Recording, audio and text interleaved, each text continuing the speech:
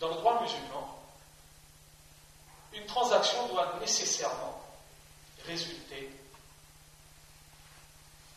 d'un accord mutuel. Le prophète alayhi salatu wassalam, dans l'un des sermons les plus importants qu'il a prononcés durant sa vie, c'est le sermon qu'il a prononcé durant le Hajj al-Wida, le pèlerinage d'adieu. Il a rappelé quelque chose de très important. Parmi les choses importantes qu'il a rappelées, il a rappelé le caractère sacré de la vie, mais aussi des biens de l'individu. Le musulman ne peut se permettre d'acquérir le bien d'autrui sans son consentement. Quand on a une transaction, il est obligatoire et indispensable d'avoir le consentement mutuel. Le Coran est très clair à ce sujet. Allah subhanahu wa ta'ala dit Ya ayyuhalladhina amanu la ta'kulu amwalakum baynakum bil batil. Pour les croyants, ne prenez pas, ne consommez pas les biens entre vous. Ne vous appropriez pas les biens des uns des autres. Bil batil. D'une façon qui n'est pas correcte, qui n'est pas convenable. Illa an takuna tijaratan an taradin minkum. Si ce n'est à travers un négoce, un commerce, an taradin minkum, qui se réalise à travers un consentement mutuel. Le prophète alayhi salatu wassalam, il a clarifié encore plus cette réalité en disant innamal bay'u an taradin, que la vente, la transaction, résulte nécessairement d'un consentement. S'il n'y a pas de consentement, la transaction n'est pas acceptée en islam. Alors, c'est vrai que ça, on n'ignore pas. On sait bien qu'il faut qu'il y ait un consentement. Mais ce qui est plus important, c'est que le consentement, dans le droit musulman, d'ailleurs dans le droit français c'est exactement la même chose, il doit résulter, il doit être réel.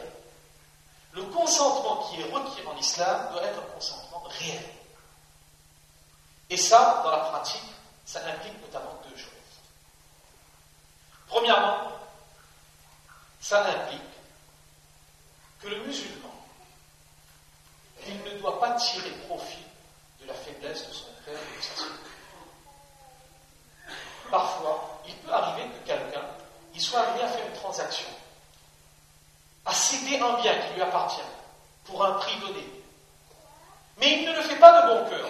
Il le fait parce qu'il est contraint, parce qu'il a par exemple une grosse dette à payer, et il n'a pas d'autre moyen, personne ne veut lui prêter de l'argent, il est obligé de vendre un de ses biens. Pour un prix dérisoire.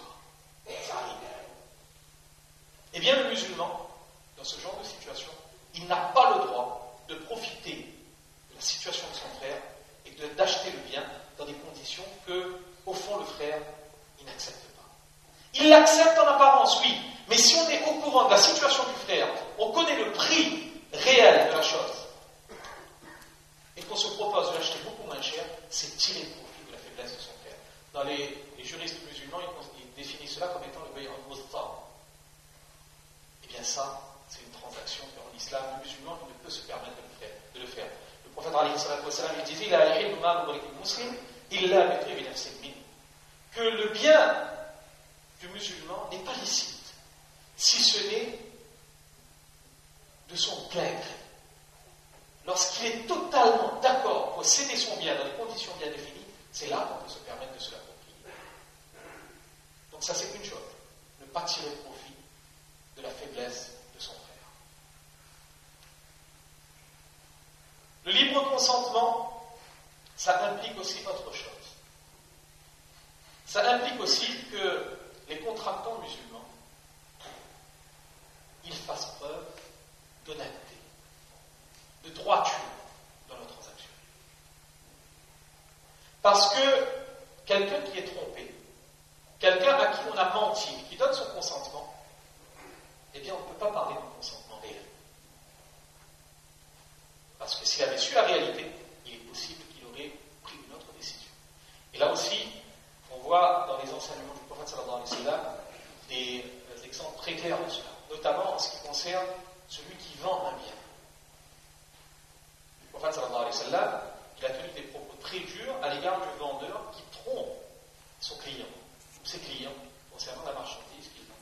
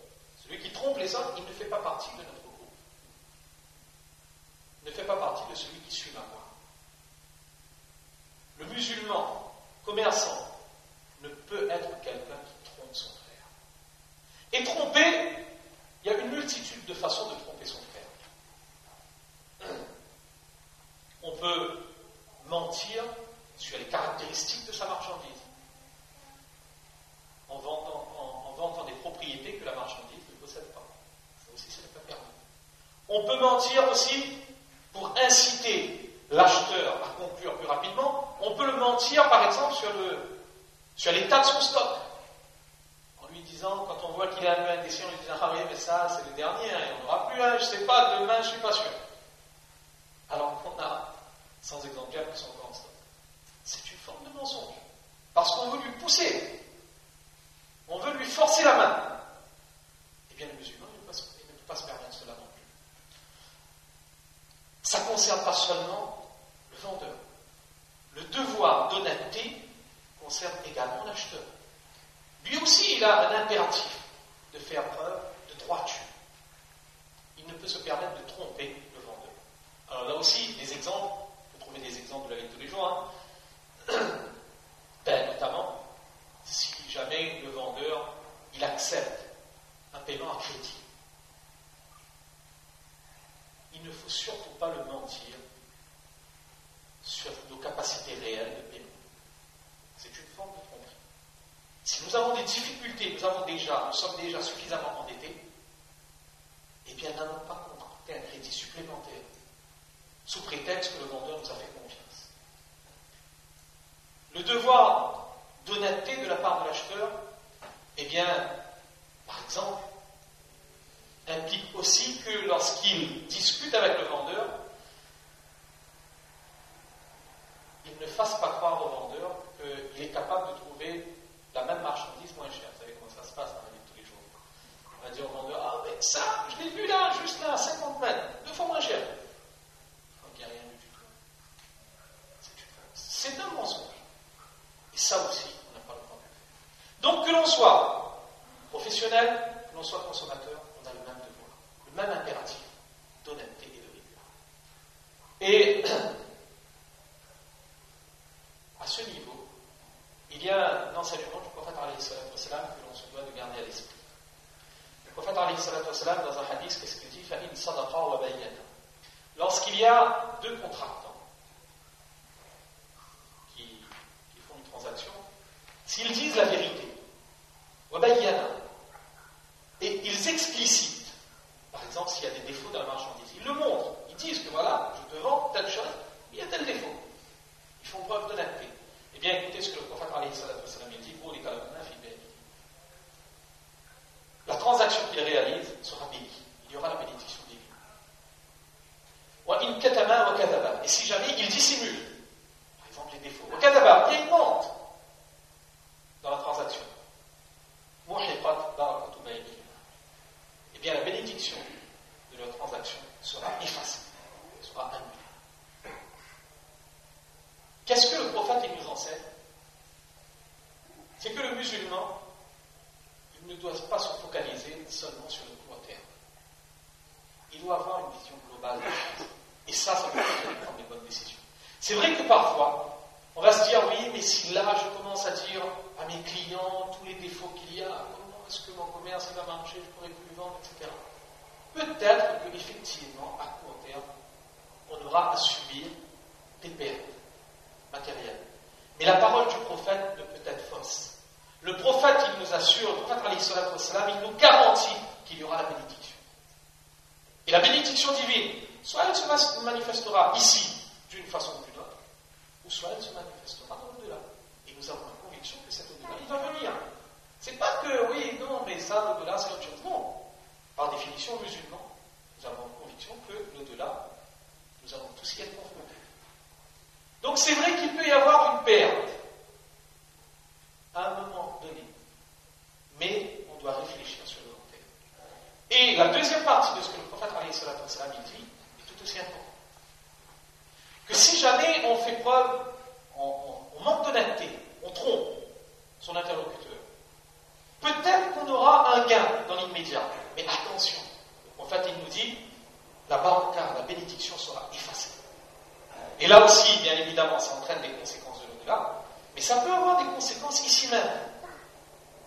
Qu'Allah nous protège, il est tout à fait possible et concevable que, après une transaction, où on ait trompé quelqu'un, on ait beaucoup d'argent. Mais qui nous dit que demain, Allah il ne nous éprouvera pas par un accident, par une maladie, qui engloutira toute cette somme?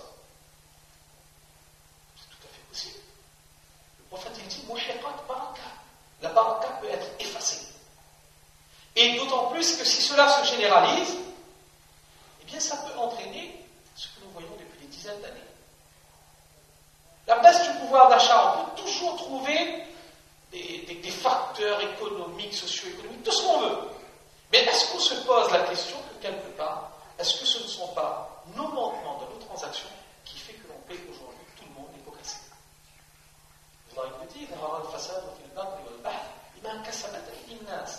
Que lorsqu'il y a le façade, la corruption qui se répand sur terre, les épreuves qui surviennent, c'est à cause des actions des gens. Donc on porte probablement une part de responsabilité lorsqu'on ne fait pas attention. Ça, c'est donc un premier principe important. Le fait de toujours respecter le consentement mutuel dans les transactions. Deuxième principe, ultra connu, c'est celui de l'interdiction du riba. Al-riba, on traduit généralement l'intérêt, mais al-riba, c'est beaucoup plus vaste que ça. Al-riba, dans une transaction en islam, c'est un surplus pour une des deux parties qui est conditionné et qui n'est pas justifié selon la charia, bien évidemment. Alors, al-riba, les deux types les plus connus de riba, c'est le riba al-fadl. Le prophète sallallahu alayhi wa sallam, il a présenté dans certains types d'échanges, de troc, quand il y a un surplus d'un côté. Le prophète sallallahu alayhi wa sallam, il disait quand vous échangez de l'or contre de l'or, s'il y a un surplus d'un côté, c'est du riba. Quand vous échangez du sel contre du sel, s'il y a un surplus d'un côté, c'est du riba. Si vous échangez des dards contre des dards, s'il y a un surplus d'un côté, c'est du riba. Donc après, les juristes, ils énoncent des conditions détaillées, etc. Mais en gros, c'est ça, c'est un troc de deux éléments de la nature, sous certaines conditions, ça peut entraîner le riba, s'il y a un surplus d'un côté. Et deuxième type de riba, que l'on appelle riba nasi'a, c'était le plus répandu à l'époque de l'ignorance, la jahiliya, c'est lorsqu'on prête de l'argent à quelqu'un et qu'en retour, on réclame, c'est conditionné, on réclame un surplus en raison du délai qui a été accordé pour le paiement. Que ce soit on prête de l'argent ou bien que ce soit un crédit. Dans une transaction, on a vendu un produit à crédit et à cause du temps que l'on donne pour le paiement, on réclame un surplus. Donc ça, c'est la forme la plus courante d'intérêt aujourd'hui également, à travers les crédits consommation qui sont proposés par les établissements financiers. Donc ça, ce sont les deux principaux types de riba. Alors le riba est interdit. Aucun musulman ne peut dire qu'il ignore que le riba est interdit. Nous savons tous que le riba est interdit. Mais ce qui doit nous interpeller, c'est que